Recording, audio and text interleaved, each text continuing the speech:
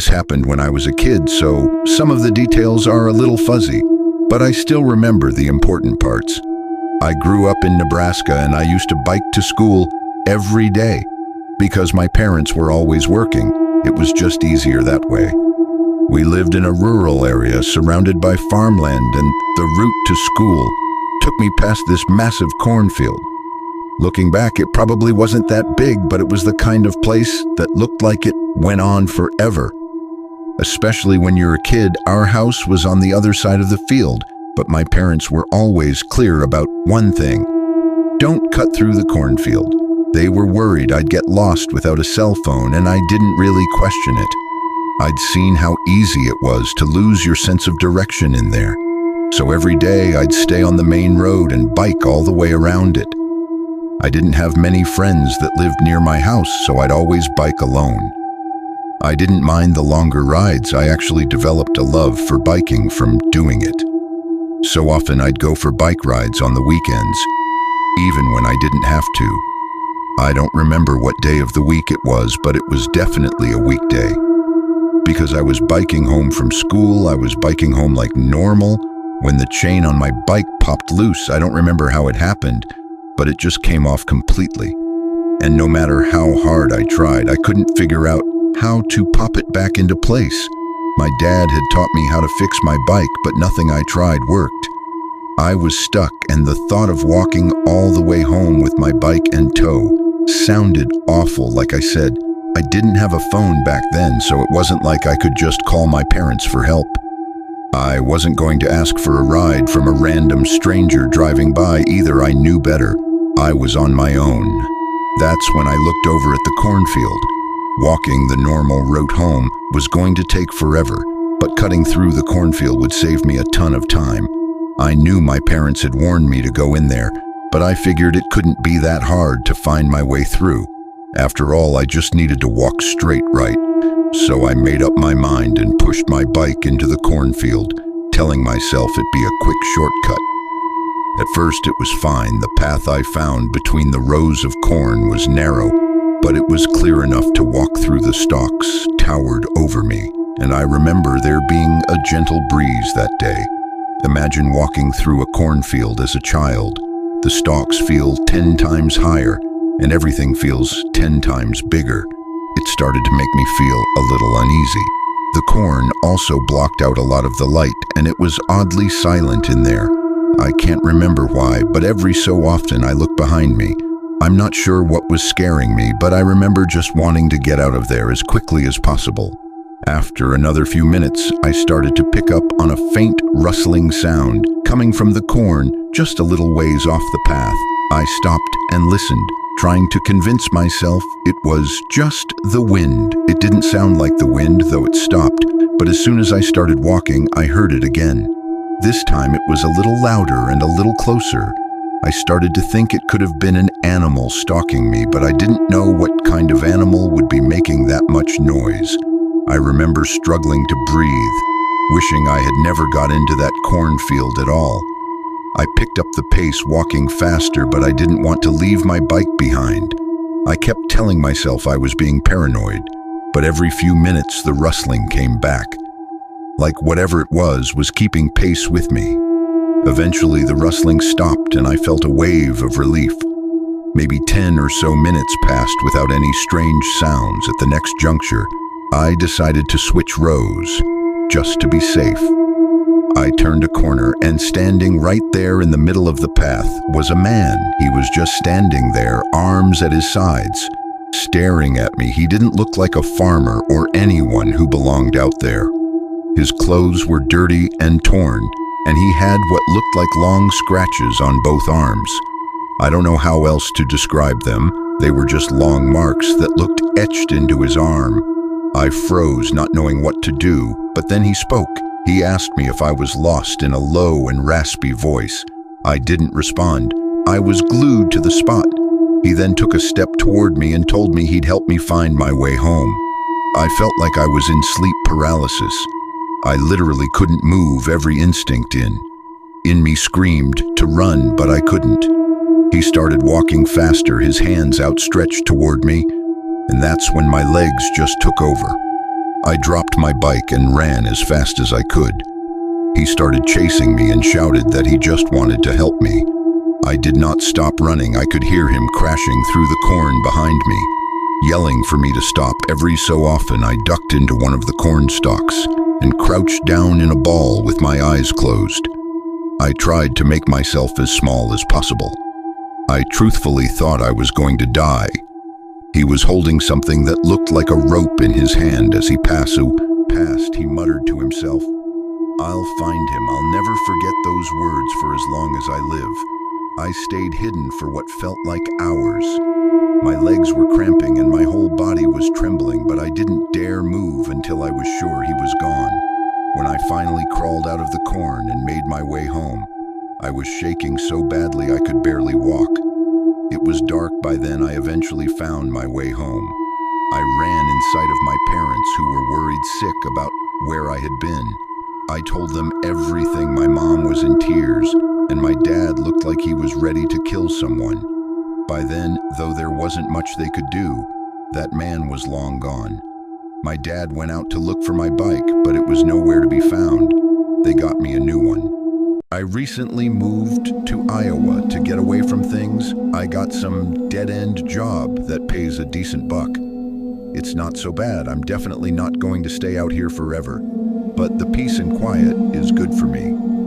There's a lot of farmland around here, which I'm sure doesn't surprise any of you. The rural environment is definitely not something I'm used to, coming from the city and all, but I'm slowly adjusting to it. About 6 months ago, I found a modest home with dirt-cheap rent that I lived in for a few months. While the house itself was small, the property was actually pretty big.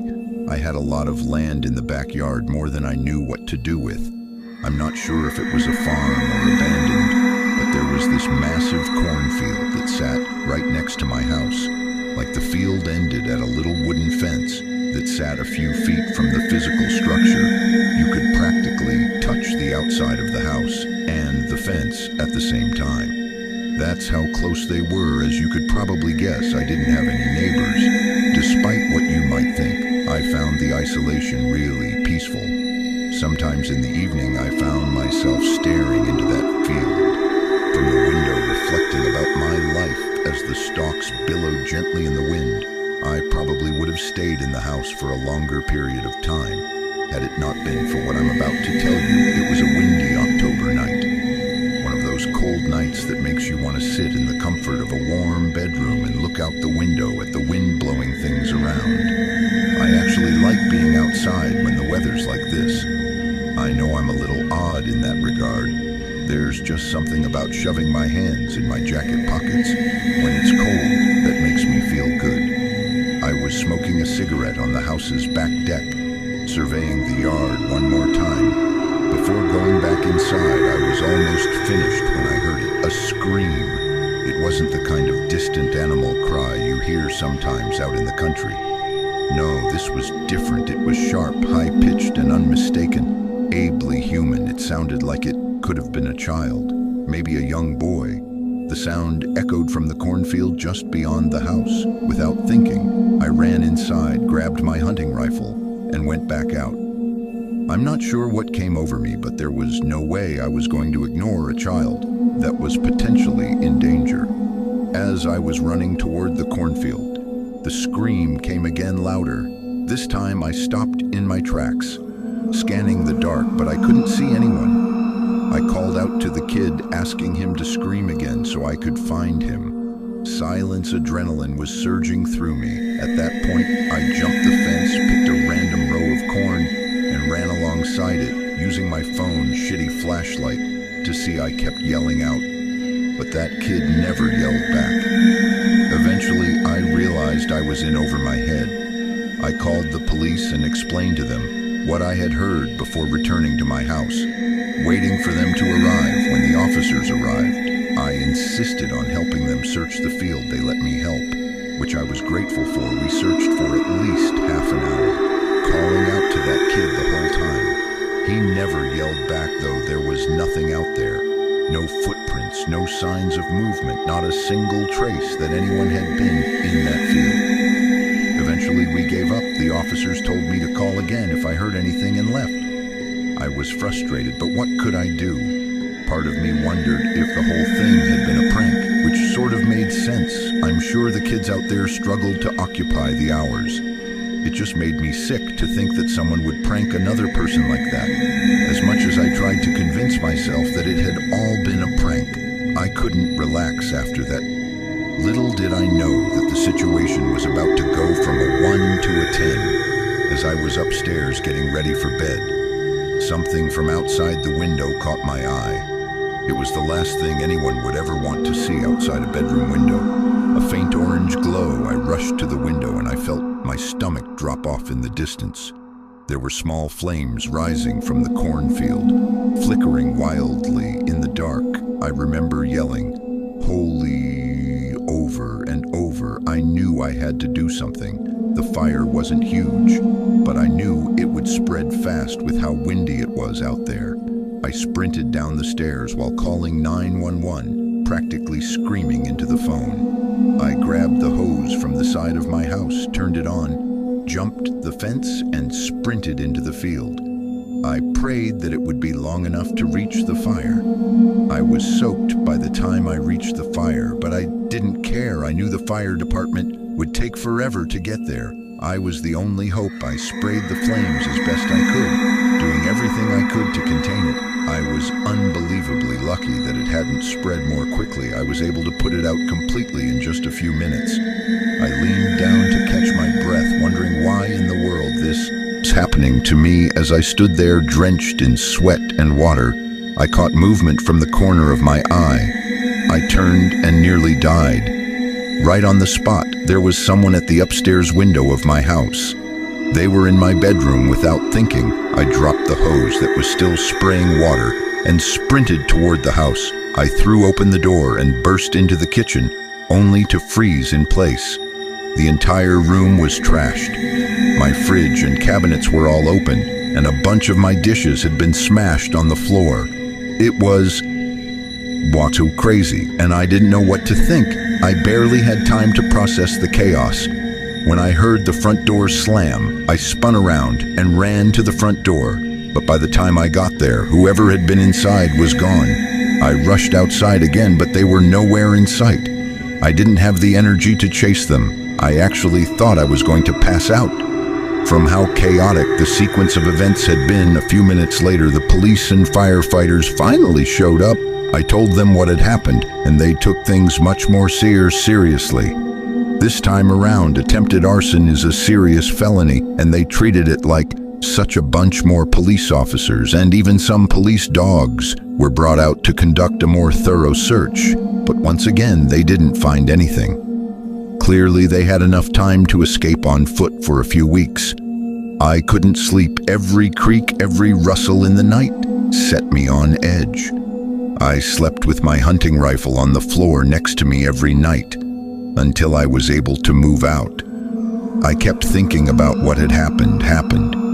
It didn't make any sense, but what gets me the most is that first scream. It makes me sick to think that there might have actually been a child in danger, not even 100 yards from me.